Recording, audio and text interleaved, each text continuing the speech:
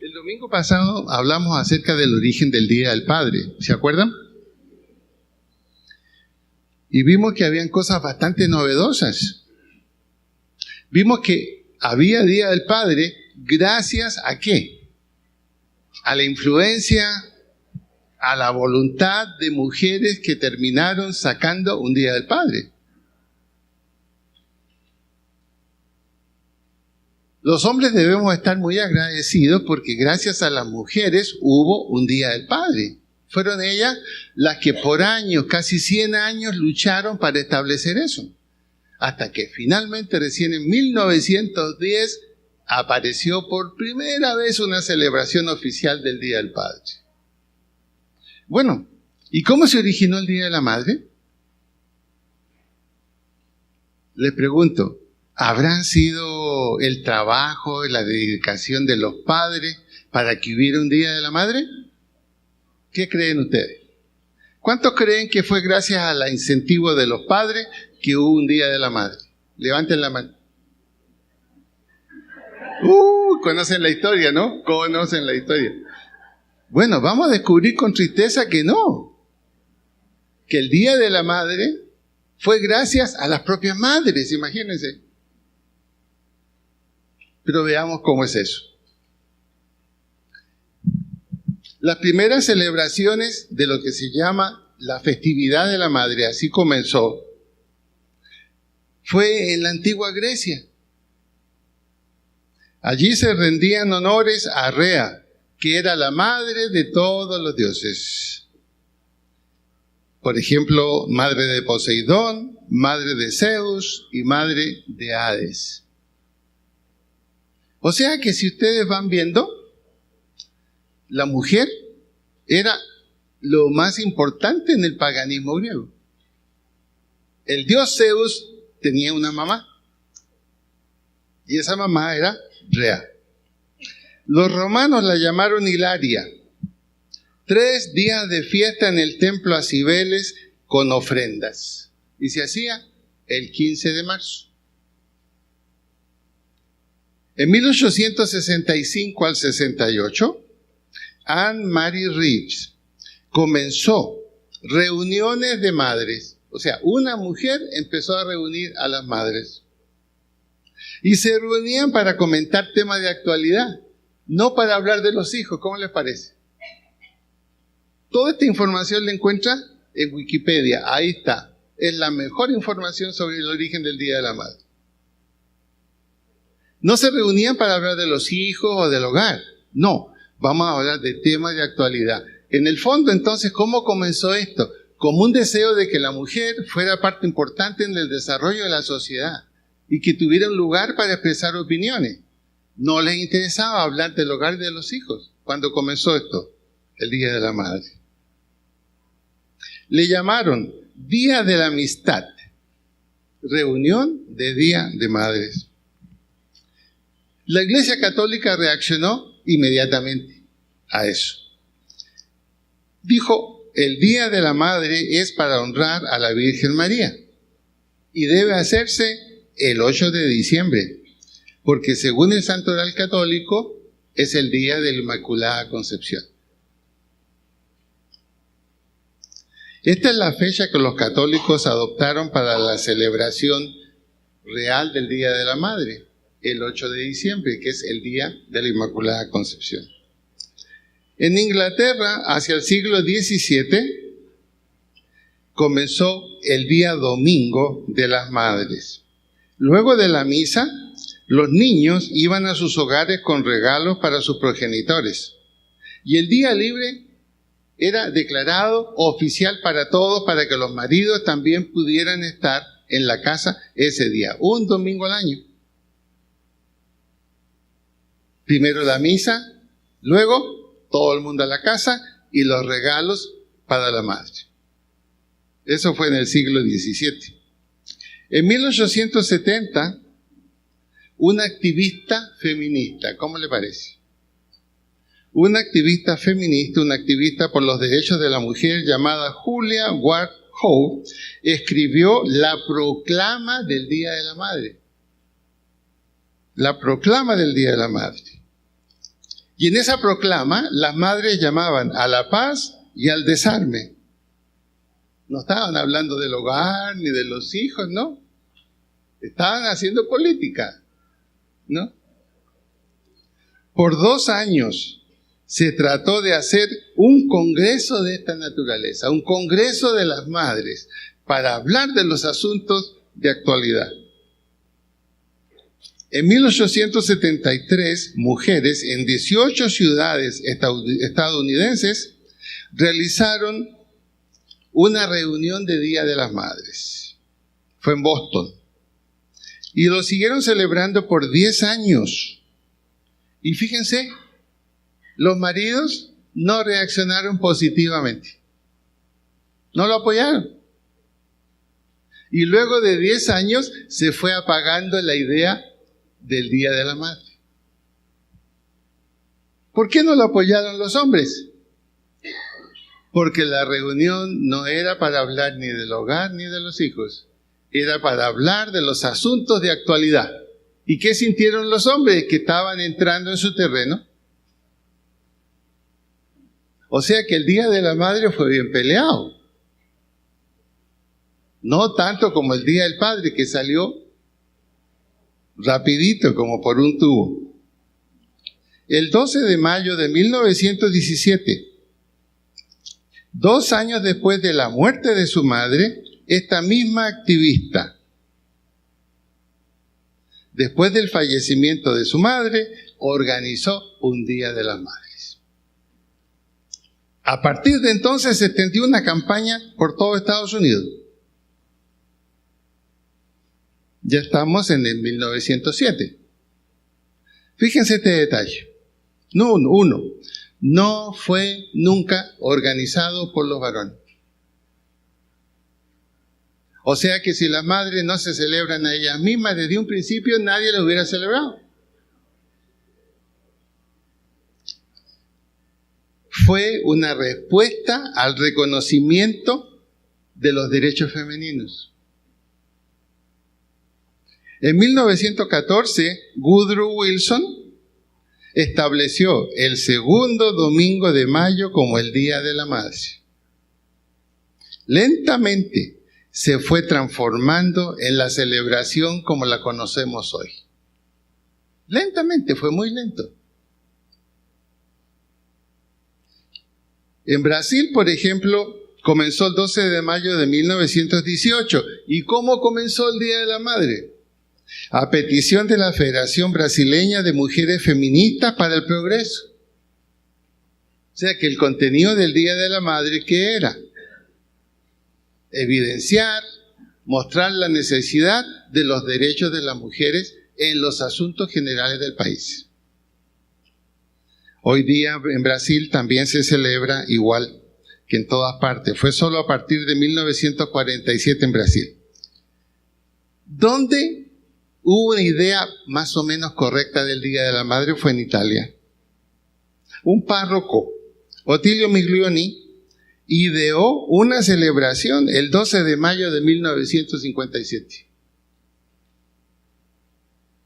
Celebrar no el acto biológico, porque hoy celebramos el acto biológico en el Día de la Madre. Por eso en el Día de la Madre, la que no tiene hijos decimos que va a celebrar. Pero ocurre que hay muchas distintas expresiones de la maternidad. Aún de mujeres que no tienen hijos, pero están a cargo de muchos hijos que no son propios. Y como que no pertenecieran realmente a la celebración del Día de la Madre. Para este párroco en Italia, el Día de la Madre significaba festejar la maternidad en su valor religioso, en su valor cristiano, en su valor interreligioso. Y él decía, la madre es en cualquier lugar una tierra de encuentro. La madre en cualquier lugar es una tierra de encuentro. Es decir, la capacidad de la madre de aglutinar la pequeña sociedad en torno a ella. Ellos sí tuvieron el sentido más o menos correcto del Día de la Madre. Y así estamos hasta hoy, en que lamentablemente el Día de la Madre es un día más comercial que de celebración de virtudes. Y quizás por eso el Día de la Madre es cuando hay más pacientes en urgencia en el hospital. En el Día del Padre también hay bastantes urgencias, padres que son muertos, mujeres aburridas y celebran el Día del Padre con la libertad. Eso estamos ahora.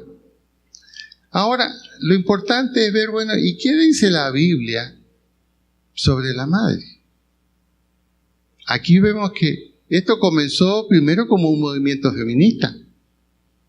Está muy claro en la historia. Hasta hoy se transformó ya en una celebración que tiene mucho más de comercial que de religioso. En Tito, en el capítulo 2, versículo 3 al 5, es donde nos vamos a quedar. Veo que algunas personas tienen bastante frío. ¿Sí?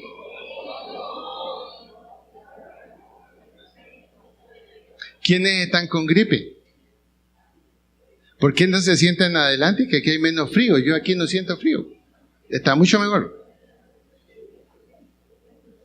Detrás de esa muro hay una nevera, no sé si sabían. No, tranquilo, no hay ninguna nevera. Pero si siente frío, abre un poquito la ventana de su lado y se va a equilibrar un poco, porque no quiero que se vayan enfermos. Número 1, comentario que vamos a hacer a Tito 2, 3 al 5. La lucha de las madres para dignificar su día las llevó a confundir su rol. Cambió el manejo del hogar y los hijos por el mundo del trabajo, buscando igualdad de naturaleza y de rol. Este es, llamémosle, el gran atentado al Día de la Madre.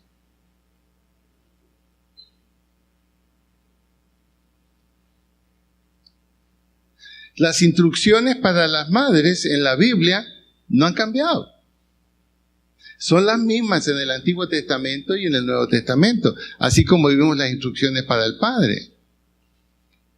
Pero esas instrucciones no están siendo seguidas hoy. Hagamos la comparación entonces. Y si alguien me ayuda, no sé por qué no subí con mi Biblia, ¿me disculpan? Sí, por favor, no sé por qué no subí con mi Biblia. Vea ahí en Tito 2, 3 al 5. Manténgase mirando el pasaje.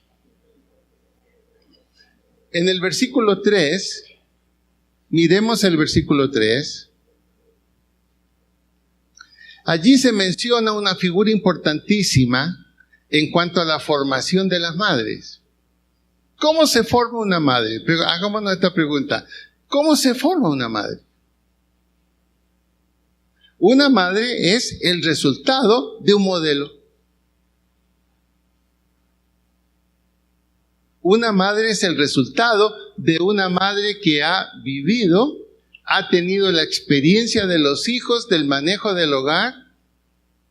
Y en este sentido, puede ser una escuela para la hija que se está formando en el hogar. No hay otra escuela para las madres. Hay algunas que son teóricas. Pero créame, los modelos influencian más nuestra vida que los principios que podemos aprender. Eso es tan verdad que por eso decimos, genio y figura hasta la sepultura. De tal palo, tal astilla. Eso es inevitable. Y aquí el apóstol menciona y da un lugar especialísimo a la anciana.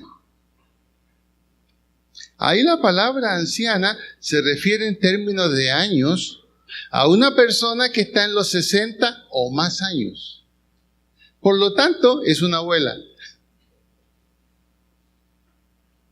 Es una abuela, es una mujer que ha vivido la experiencia del hogar, es una mujer que ha sido madre, es una mujer que ha tenido hijos y por lo tanto el apóstol le dice, mira, estas deben ser las maestras de las jóvenes que se casan.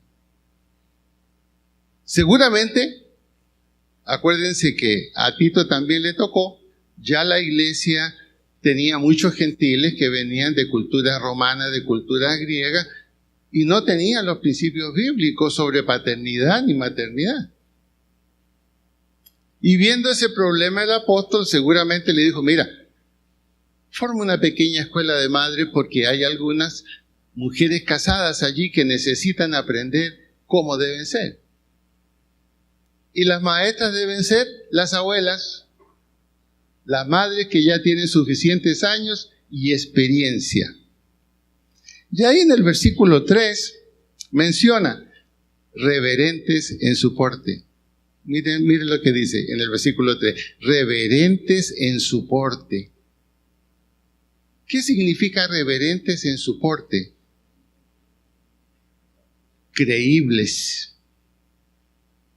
Es decir, tienen derecho a ser creídas porque tienen un testimonio y un resultado evidente de haber sido madres de éxito. Y posiblemente poder compartir también cómo superaron errores a tiempo. Eso significa reverentes en su porte, el derecho a ser escuchado, el derecho a ser creído. Yo creo que Tito tuvo un menudo problema para encontrar este tipo de ancianas, este tipo de abuelas para encargarles esta tarea pedagógica tan importante. Noten esto. Este principio es muy moderno, aunque está ahí escrito en el primer siglo. Y es lo que nosotros decimos hoy. El modelo adecuado genera una segunda generación adecuada. Es lo que estamos diciendo ahora. Una psicóloga chilena, Pilar Sorda, que está siendo invitada y escuchada por todos lados, en palabras muy sencillas, está diciendo esto mismo, que está en la Biblia, y no es cristiana. Pilar Sorda no es cristiana. El modelo adecuado genera una segunda generación adecuada de madres. Versículo 4. Mire ahí el versículo 4 en su Biblia. Ya lo leyó, ya lo vio.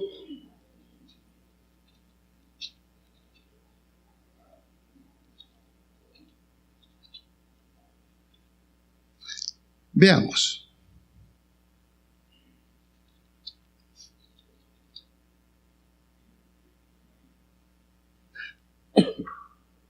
Dice así: que enseñen a las mujeres jóvenes a amar a sus maridos y a sus hijos. El 3 había terminado con lo siguiente: que sean maestras del bien, maestras de lo bueno. ¿Qué significa que enseñen a las mujeres jóvenes? A las recién casadas, las que van a ser mamás, las que están recién empezando la tarea. Dice, a amar a sus maridos y a sus hijos. Y aquí la palabra amar que se usa es muy importante. Es muy importante. Es la palabra fileo. Es la palabra que llamamos muchas veces filial. ¿Con qué tiene que ver? Con mostrar afecto. No se refiere a nada físico, aunque está involucrado también después. Afecto, preocupación, y tiene el sentido de reconocer la dignidad del marido. Y aquí Tito dice que esas madres ya, esas abuelas de experiencia, de credibilidad, que enseñan a las madres jóvenes a eso. ¿Por qué está recalcando eso el apóstol a Tito? Porque en ese momento la iglesia cristiana estaba siendo invadida por las ideas gnósticas. Una herejía del primer siglo que se mezclaba con tonos del cristianismo. ¿Y qué planteaban las herejías gnósticas? Habían vuelto un poquito a las tendencias de Grecia y a las tendencias de Siria, que la mujer debería tener un lugar más prominente que el hombre por origen. Entonces, en esos matrimonios cristianos de poco tiempo estaban habiendo problemas. Entonces aquí le dice, mira, que les enseñen a tener afecto, mostrar preocupación, a reconocer la dignidad del marido, de la misma manera reconocer la dignidad de sus hijos. Esto está en el sentido de respeto, como Pablo lo dice en Efesios 5:33. Pablo dice, maridos, amad a vuestras mujeres. Mujeres, respetad a vuestros maridos. Dos palabras diferentes. Entonces, aquí que está diciendo una verdad muy práctica. Si esa madre cristiana que está recién comenzando a formar un hogar, no muestra afecto, no muestra preocupación, no reconoce la dignidad del marido, ¿qué va a suceder? El marido no va a cumplir su responsabilidad prioritaria de amar a su esposa. ¿Y qué significa amar a la esposa en las palabras de Pablo? Priorizar a la esposa, respetar a la esposa, dar seguridad a la esposa, proveer para la esposa. No lo va a hacer. Aquí Pablo, al escribirle esto a Tito, está diciendo una verdad que es del tamaño de un transatlántico. No es el hombre el que hace a la mujer. Reconozcámoslo. Es la mujer la que hace al hombre. ¿Pero cómo lo hace? A través de esto. Mostrando el afecto, la preocupación, el reconocimiento de la dignidad del marido. Como dicen algunas mujeres en Chile, mi marido será lo que usted quiera, pero la única que le pega a él soy yo. ¿Qué está diciendo? ¿Qué está diciendo? Yo tengo una responsabilidad con él. Yo le cuido su dignidad. No son otros los que le pegan, soy yo. Puede ser chiste, pero está escondiendo una verdad. Está escondiendo una verdad. Y cuando una mujer no dice lo mismo, mi marido nomás me pega, pero después nos arreglamos en la casa. Reconocer y hacer de esto tiene un gran mérito ante Dios. Y aquí está la clave. La Biblia está diciendo, si Dios estableció este principio, por algo lo estableció. Si Él fue el que inventó el matrimonio y la familia, por algo estableció estos principios. Pero los hemos cambiado totalmente. Por eso que no podemos estar de acuerdo con la igualdad de género, que quiere que desaparezcan los roles y los hombres y las mujeres sean lo mismo. Es un atentado contra el hombre y es un atentado contra la mujer. Lo divertido está en las diferencias, no en la igualdad. Versículo 4 entonces. Nos lleva a Proverbios 31, 27 al 31. Proverbios 27. Proverbios 31, 27 al 31. Proverbios 31, 27 al 31. Entonces ya tenemos dos principios básicos que la palabra de Dios establece para las mamás. Obviamente, cuando no ha habido un buen modelo de mamá, va a ser difícil. Va a ser difícil. Y es lo que hoy hemos perdido. Porque la mujer, al estar en el mundo del trabajo y no tener el tiempo suficiente para estar en su hogar y con sus hijos, el modelo se deteriora. No porque ella no quiera, porque no hay tiempo. ¿Cómo lo hace? Se está sacrificando una parte importante y se está sacrificando, si tiene hijas, está sacrificando la próxima generación. Porque la hija seguirá el modelo de su madre, así como el hijo sigue el modelo del padre. Eso es inevitable. En el versículo 27 dice, considera los caminos de su casa y no come el pan de balde. ¿Qué significa este versículo? Cuando usted mira el original en un lenguaje muy sencillo, lo que está diciendo es esto. Es una mujer diestra. Es una mujer, una diestra ama de casa. Nos hemos olvidado de una cosa y la Biblia lo plantea. ¿Cuál es la carta de presentación de una madre en la sociedad? El cómo está su hogar y el cómo están sus hijos. Obviamente, con la ayuda del padre, indudablemente, pero la influencia primordial mientras los hijos todavía no están en la vida adulta es la madre en la casa.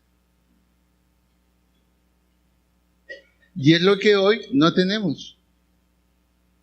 Es lo que hoy no tenemos. Cuando él llega del trabajo, cuando ella llega del trabajo, y esto lo sé por testimonio de varias mamás, a veces se llega a hacer la cama y ordenar el dormitorio. Porque no hubo tiempo en la mañana, había que salir tan temprano que había que dejarlo así. Conozco excepciones de matrimonios que se levantan a las 4 de la mañana y dejan todo listo para que al llegar a la noche esté ordenado. Y entonces, ¿cuántas horas duermen? Si a las 11 de la noche recién van a la cama. ¿Me doy a entender en lo que estoy diciendo? Y ahí se corre un gran riesgo para todo marido que es padre. El hogar es un refugio donde volver después de un intenso trabajo. Al menos así lo considero yo. No sé, varones, ¿cómo lo consideran ustedes? ¿Y si el refugio está patas para arriba? ¿Qué pasa? ¿Dan ganas de volver? No, me quedo más tiempo en el trabajo, más tiempo en la oficina, aunque me tenga que inventar algo para estar más allí. Y empieza a deteriorarse. La respuesta de hoy es confianza plena en una muchacha de servicio. Gracias a Dios nosotros en la casa tenemos una. Y el sobrenombre que le tenemos porque hablamos con ella, hemos desarrollado una buena relación, yo le digo Terminator. Bueno, ¿y qué pasó con esto? Se cayó. O sea, no lo votó nadie, no, se cayó. No sé si les pasa a ustedes lo mismo. Y los maridos no podemos reclamar mucho sobre eso, porque ella está más dispuesta que nosotros nos vamos de la casa que la muchacha de servicio. Porque ella le permite irse al trabajo. Miren cómo han cambiado las cosas. Miren cómo han cambiado las cosas. Es una diestra ama de casa. Por eso, considera los caminos de su casa, las necesidades de su casa, lo que hay que hacer en la casa, el orden de su casa, la presentación de su casa. Es su carta de presentación. El hogar y los hijos es la carta de presentación de la madre. Segundo, ese versículo 4 de Tito, ¿no es? Y que se ve en Proverbios también, nos dice, goza de gran respeto en la familia. Versículo 28, ahí en Proverbios. Señora, leámoslo en voz alta. Se levantan sus hijos, ¿y cómo la llaman? Detengámonos ahí. Hoy día, en muchos hogares, colombianos, chilenos, etc., ¿a cuántas madres los hijos la llaman así? ¿Bienaventurada o desgraciada? ¿Por qué nunca está en la casa? ¿Por qué habrá tanta rebeldía de los hijos? ¿Por qué creen que habrá tanta rebeldía a los hijos y tanto problema? ¿Qué diferencia cuando la madre se ganó el título? Mami, qué bueno que estás aquí. Mami, esta casa no es lo mismo sin ti.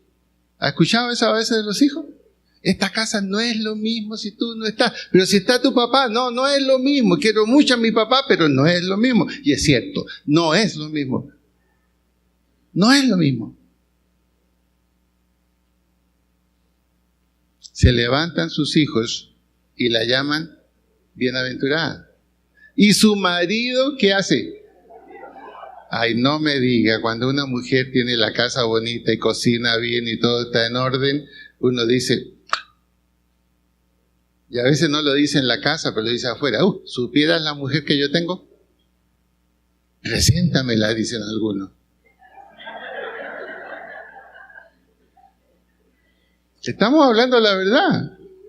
Miren cómo la Biblia dice, este es el camino, esta es la ruta, esta es la ruta.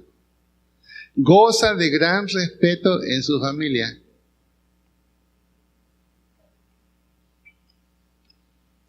Y a veces el gran premio de esa madre, de esa mujer, es cuando viene la mamá del marido y le dice, ¿sabes?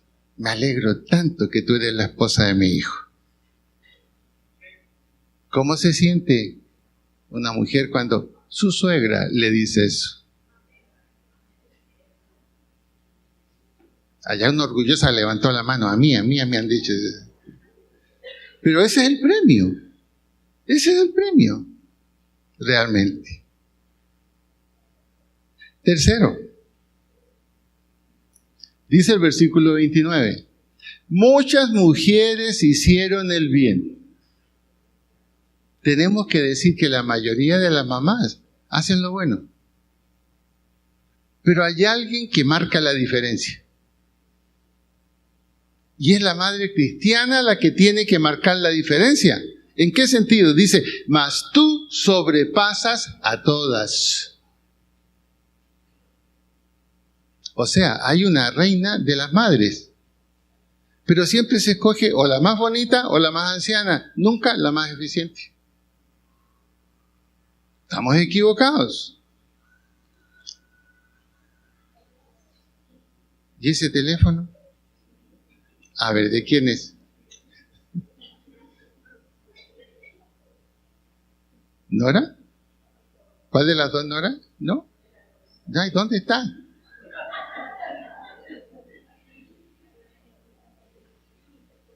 Debe ser una llamada del Palacio Nariño. Sí. Mas tú sobrepasas a todas. No la sobrepasa en belleza. No la sobrepasa en recursos económicos o que gana mucho en su trabajo. A eso no se refiere ese versículo. ¿En qué sentido sobrepasa?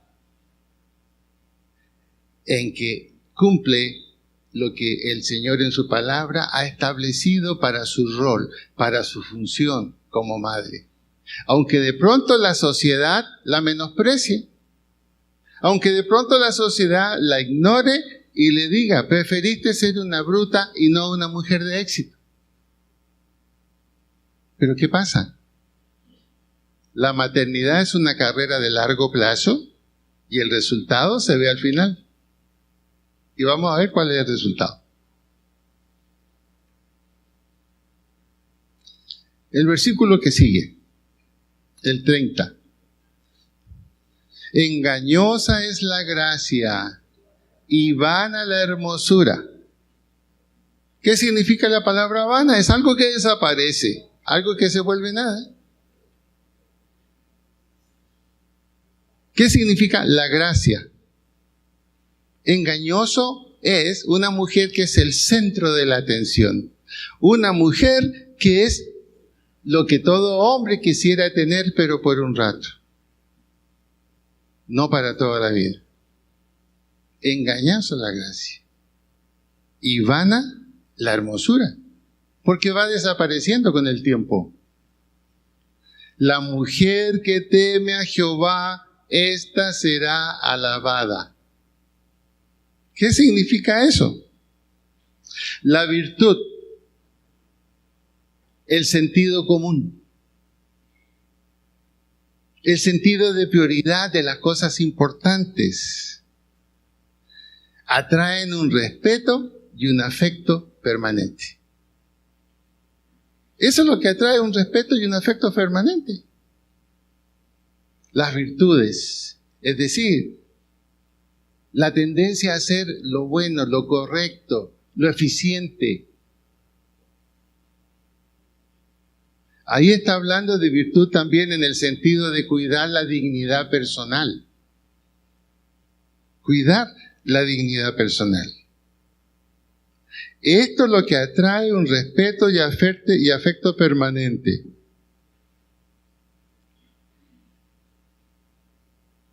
En cambio, la belleza, las formas físicas, no atraen tanto. Y varones, ustedes saben que es cierto lo que voy a decir. Cuando un hombre quiere divertirse, ¿qué tipo de mujer busca? No compromiso. Hoy te veo, mañana no desayunamos juntos. Pero cuando el hombre quiere casarse, ¿qué busca?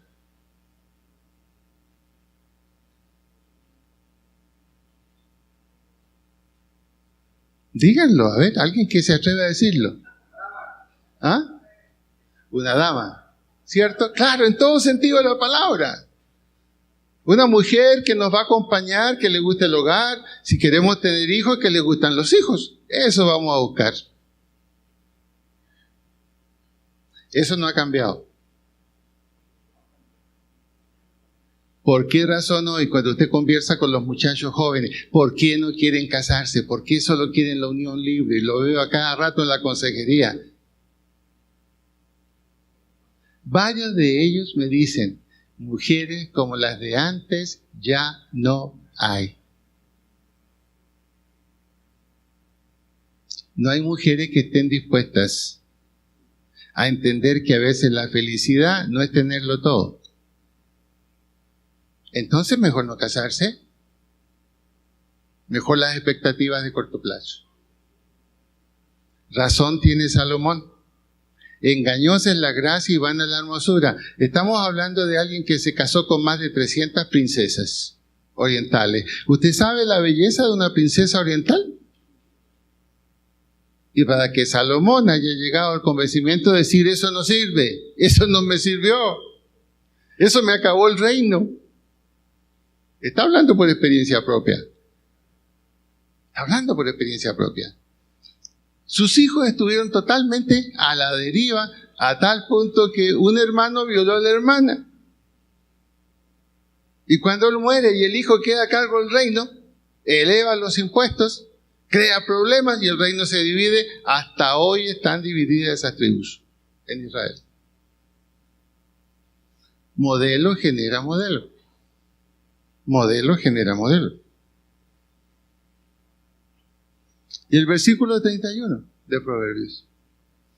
Dadle el fruto de sus manos y alábenla en las puertas. ¿Qué cosa? Sus hechos. No podemos escapar al frío escrutinio de los resultados. No podemos escapar a eso. Obras son amores y no buenas razones. Es lo que está diciendo aquí. ¿Qué éxito? ¿Cuáles son los hechos que produjo esa madre que es alabada. Esa madre produjo resultados en su familia. Y ella puede decir, este es el resultado de mi trabajo como madre. Estos son mis hijos. Véanlos. Mírenlos. Son buenos trabajadores. Si tienen un oficio, lo hacen bien. Si son profesionales, son honrados en lo que hacen. Y un detalle. Esa mujer de la Biblia que era mayor de 60 años puede ser igual a una de hoy. Aun cuando se casaron, aun cuando se fueron, no han cortado su vínculo con su mamá y con su papá. Esos son los hechos. Una cosa es decir, uy, mis hijos siempre están conmigo. Es que tienen 50 años y no se han ido de la casa. Claro que están con usted, pues. Pero ¿cuál es el examen? El examen es, se casaron. Vivieron otra experiencia. Seguramente reprodujeron mucho de lo que aprendieron en el hogar. Y no han cortado el vínculo. No han cortado el vínculo con su hogar. Ese es el resultado de éxito que esa madre puede presentar a la sociedad. No es decir, terminé como una ejecutiva, gané esto, tengo 3 departamentos, tengo carro y voy a Europa todos los años. Eso no es ningún éxito. Eso también lo tiene un burro con plata. También un burro con plata, como Trump. Puede hacer el lujo que quiera, hasta de insultar porque tiene dinero.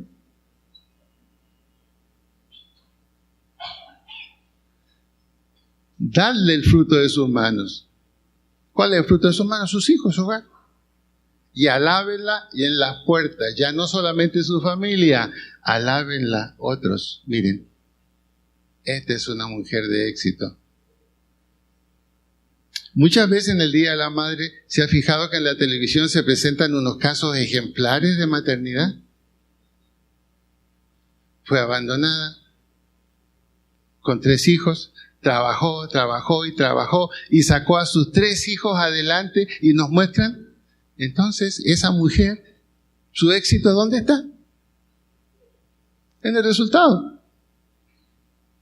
Miren el tipo de hijos que levantó.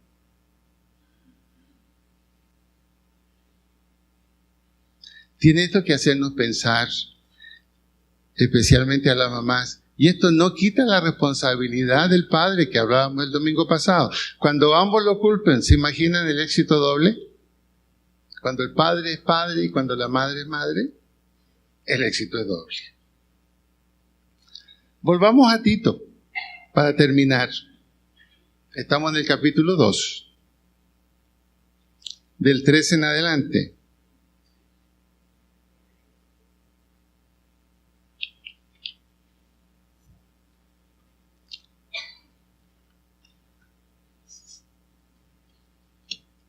Encontramos allí unas palabritas que se mencionan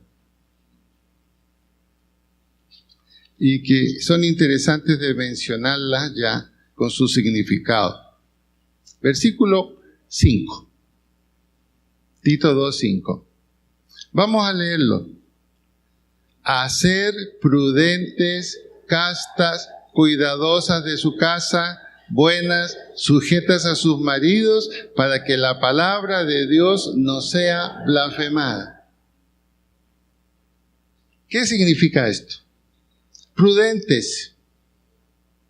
Significado: discretas, puras, sin doblez. Eso espera el Señor que sea la madre, discreta, pura, sin doblez. Luego dice castas. ¿Qué significa la palabra castas allí? Castidad significa no haber tenido una relación sexual o cuidarse. Pero si la madre está casada, obviamente el sentido de la palabra es otro. Casta significa cuidadosa de su buen nombre y su dignidad personal. ¿Qué está diciendo aquí la Biblia? Ojo, muchas veces el buen nombre y la dignidad personal de la madre no es responsabilidad de lo que hace el padre. Es responsabilidad de cómo ella se cuida. Por eso muchas veces dicen, mira, el papá, ese caballero, es una dama, pero su esposa, ¿no han escuchado eso?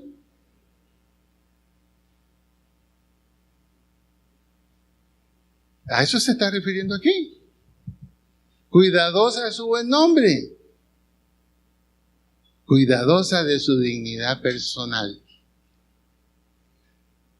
Luego dice, cuidadosas de su casa.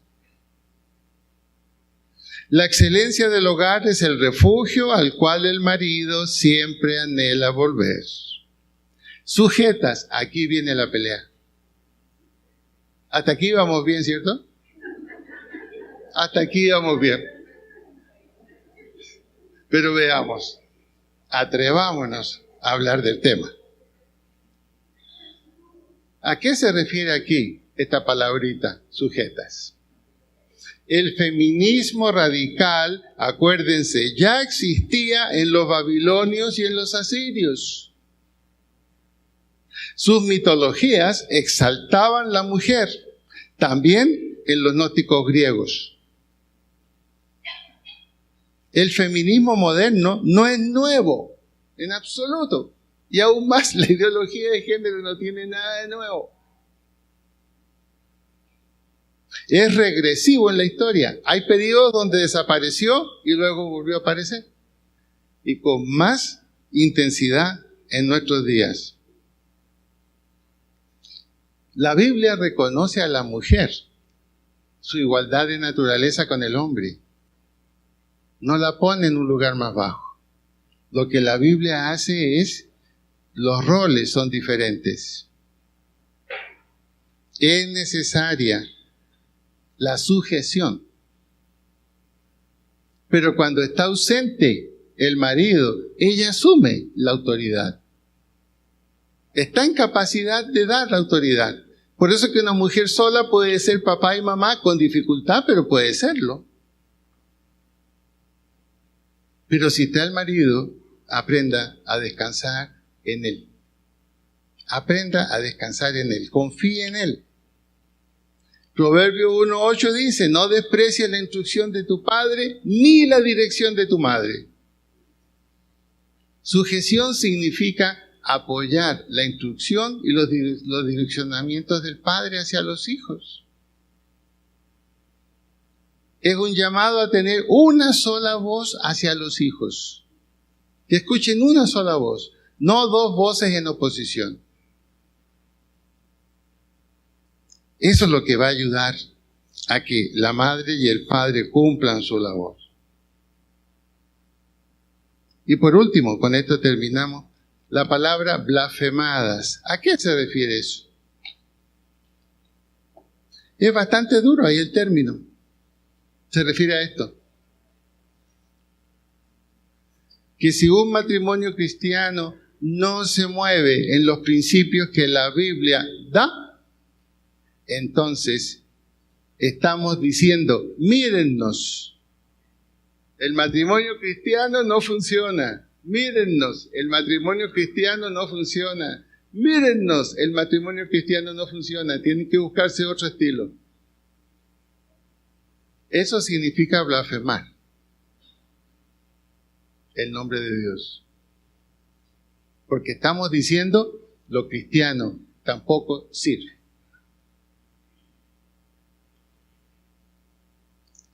Estos son los orígenes del Día de la Madre y lo que la Biblia aconseja. Es posible que los padres no queramos asumir todas las responsabilidades que la Biblia nos impone. Malo, pésimo. Es posible que la madre no quiera admitir y diga, esto es nuevo, estamos en el siglo XXI, eso está pasado de moda. Tiene todo derecho a pensar y actuar así, pero ¿cuál va a ser el resultado? no tendrá un resultado que mostrar del cual se sienta orgullosa. Piensen en esto. Un autor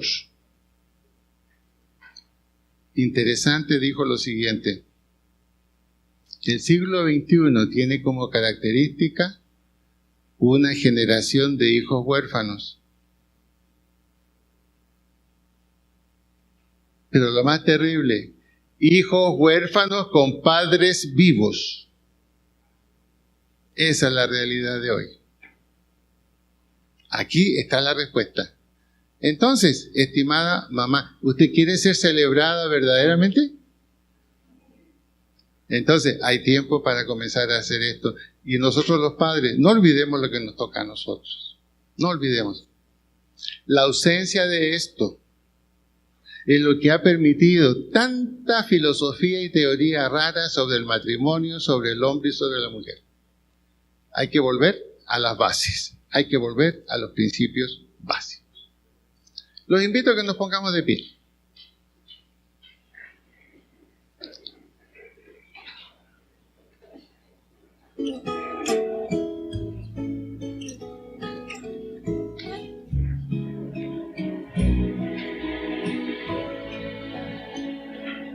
Pongámonos de pie.